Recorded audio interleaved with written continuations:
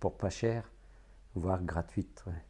Donc quand on se démerdait bien, on arrivait à les enlever gratuitement, presque, bon, se faire payer pour les enlever quand même pas. Mais voilà, non mais c'est vrai que ouais, c'était la belle époque. Mais enfin, en même temps, d'un autre côté, c'était pas possible enfin, envisager de restaurer et vendre ces voitures, c'était complètement utopique, quoi. J'ai rencontré une personne qui est devenu un ami après, mais enfin, il est tombé un petit peu en admiration sur ma façon de faire et un jour il m'a dit je vais te vendre. Il me dit moi je suis passionné de DS aussi, il me dit j'aime ça, je roule avec ça tous les jours et ça sera une voiture de collection qui vaudra de l'argent. Il était visionnaire et c'est vrai, il était vraiment visionnaire ce mec et il stockait tout ce qu'il trouvait, des petites bagnoles pas chères ou qu'on lui donnait aussi, mais il ramassait quand même les beaux modèles, quoi, hein. Les belles Palace, les tableaux de bord Gégère, etc. Les cabriolets coupés. Et puis un jour, il m'a dit ben, je vais te vendre, Philippe. Il me dit ça t'intéresse, je te vends tout le lot. Alors voilà, et puis bon, je me suis saigné. J'ai ratissé les fonds de tiroir, j'ai vendu les quelques voitures que j'avais, j'ai fait un petit prêt à la banque, j'ai des copains qui empruntaient de l'argent aussi pour moi.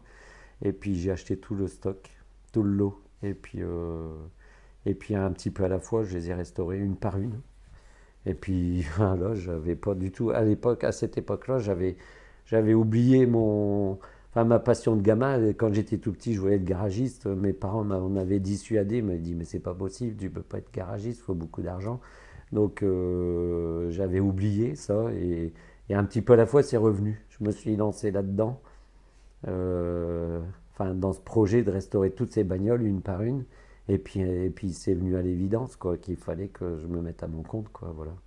Donc c'est ce que j'ai fait. Ouais, bon, bah, dans ma carrière, dans ma vie de passionné de voitures, j'ai eu, donc forcément, j'ai eu beaucoup, beaucoup de voitures. J'ai pas eu que des DS, hein, parce que je suis vraiment passionné de toutes sortes d'autos. Et j'ai encore beaucoup de voitures que j'espère acheter un jour, qui ne valent pas forcément beaucoup d'argent, hein, mais j'aime beaucoup, j'aime tout. Ce serait quoi déjà? Tout et n'importe quoi. Je peux tomber en arrêt devant une Fiat 500, une 2 chevaux, j'ai vendu il n'y a pas longtemps une Lancia Fulvia Zagato. J'avais eu ça étant gamin. C'est que des souvenirs de môme, mais j'en avais eu une petite dans une boîte en carton. Quand j'étais gamin, je rêvais de ça. J'avais dit un jour j'aurai une Lancia Fulvia Zagato. Et à 50 balais, un jour je suis tombé devant une Lancia Fulvia Zagato, je l'ai acheté. Voilà, bon, je l'ai vendu il n'y a pas longtemps parce que ben, les rêves, au bout d'un moment, ben, c'est tout, c'est réalisé. Et je suis comme ça, j'aime bien changer. Mais donc tout ça pour dire que des DS, j'en ai eu, en 30 ans de carrière, j'en ai eu plus de 800. Et peut-être pas loin de 1000, je sais pas, je peux pas tout compter. Mais enfin, en tous les cas, ce qui est écrit dans mes cahiers, il y en a déjà 800. Et j'ai eu tous les modèles possibles et imaginables, toutes les variantes, tout ce qui a pu exister, j'ai tout essayé.